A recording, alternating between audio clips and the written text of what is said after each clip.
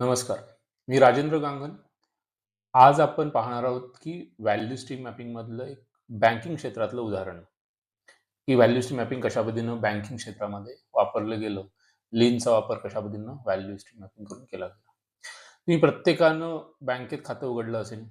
तुम्ही याच्या आधीचा जर 4 वर्षापूर्वीचा काळ बघितला असेल, तर बँकेत जायचं, मग फॉर्म घ्यायचा, मग फॉर्म फिल करायचा, मग ते मॅनेजरकडे जाणार, मॅनेजर मग तो अप्रूव्हल करणार, मग तुमचं बँक खातं ओपन होत होतं.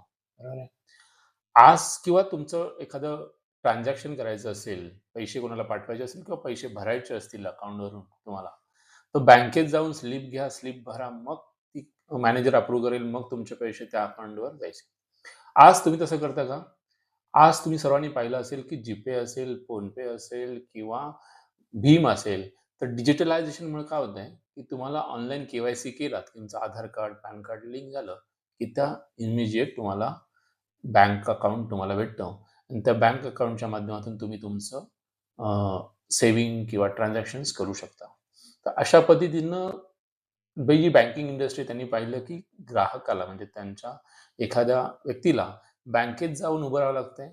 ते पूर्णपणे बँक डिटेल्स सर्व भरावे लागतायत. त्यात काही चुका होत्या मग परत भरा. त्यानंतर मग ते अप्रूव्हल, त्यानंतर के-वाय-सी, मग त्याचे झेरॉक्स काढा, मग त्यात परत ते झेरॉक्स सबमिट करा.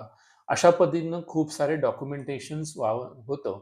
त्यामुळे व्यक्ती जी आहे एखादी, ती कंटाळते बँक अकाउंट खोलायला. ठीक आहे. त्याच्यानंतर त्याच्यावरती स्टडी केल्यानंतर त्यांना कळलं, की हे डिजिटलायझेशन झाल्यामुळे काय होईल, ऑलरेडी बँक आधार कार्ड लिंक केलेलं आहे तुमचं, पॅन कार्ड लिंक आहे. त्यामुळे तुमचे जे के-वाय-सी होतंय, जे मॅनेजर करण्यापेक्षा ती इमिडिएट त्याच्याशी बॅकएंडला लिंक होते आणि तुमचं खातं ओपन होतं. तुम्हाला ट्रान्झॅक्शन करायचं असेल, तर एक जस्ट क्यूआर कोड स्कॅन केलात किंवा बँक डिटेल टाकलात, की तुम्हाला एखाद्या ॲपच्या माध्यमातून जे काही कमर्शियल ॲप्स आहेत, त्याच्या माध्यमातून तुम्ही पेमेंट गेटवेच्या माध्यमातून तुम्ही एखाद्याला पेमेंट पाठवू शकता. अशा पद्धतीनं बँकिंग क्षेत्रामध्ये व्हॅल्यू स्ट्रीम मॅपिंग करून त्याच्यामध्ये कस्टमरचा किंवा एखाद्या व्यक्तीचा वेळ कुठे वाया जातो जास्त, तो कसा कमी करता येईल, त्याला इन्स्टंट सर्व्हिस कशी देता येईल, यामध्ये करण्यात आलं.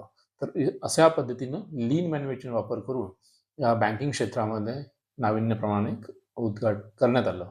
तसंच तुम्ही पाहू शकता, की तुमच्या ह्याच्यामध्ये कुठे तुम्हाला जास्त वेळ जातोय, कुठे वेस्ट होतंय, कुठे वाट पाहावी लागते, कुठे सिस्टम खूप क्रिटिकल आहे. तर ती तुम्ही सिम्प्लिफाय करू शकता लीनच्या माध्यमातून. धन्यवाद.